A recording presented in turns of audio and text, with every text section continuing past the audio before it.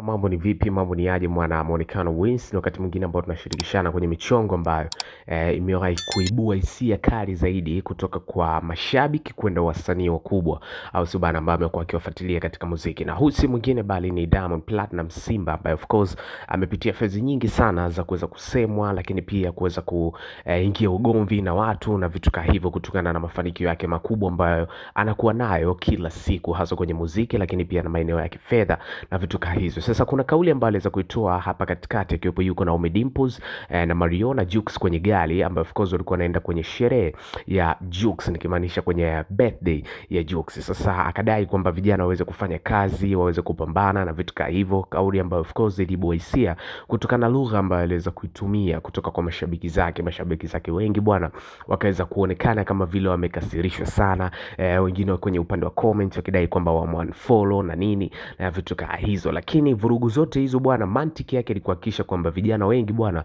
waingie kwenye kupambana kuliko kulalamikia uongozi na vitu kama hizo. Sasa amezidi kuanza kuwaweka jirani zaidi na kuwarudisha mashabiki zake kupitia nyimbo yake hii mpya ambayo ameweza kuiachia siku ya jana, ambayo inaitwa Msumari, ambayo of course ni moja kati ya track kali sana ya mapenzi, ambayo of course ameweza kuitumia kama dedication ya kuweza kumwelekeza mpenzi wake against wapenzi wake ambao alikuwa nao zamani, nikizungumzia ma ex. Na hii ndio muziki ambayo Waswahili wanaipenda kwa namna moja nyingine. So hii ni njia ambayo anaitumia kuweza kurudisha ukaribu wake tena na mashabiki wake kwa mara nyingine. Usahau kucomment, kulike, kusubscribe wa YouTube channel, kwa sababu wewe ndiye familia ya kweli.